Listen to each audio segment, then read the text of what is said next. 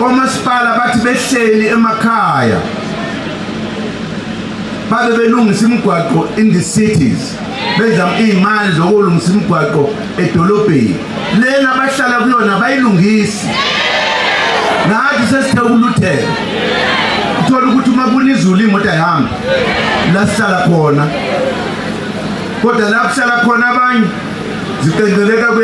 endaweni emnyama lependwe ngento emnyama engazi ukuthi yini itiye umntu sengathi itiye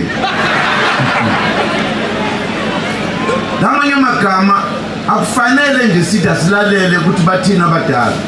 asicabangele izini izinto okufanele ukuthi ziphile na siziphilise ebese sikhuluma nohulumeni uma engalaleli noma eyiqhenya noma esidelela ingakho ke ngokomthetho kufanele basimgudluze kungene thina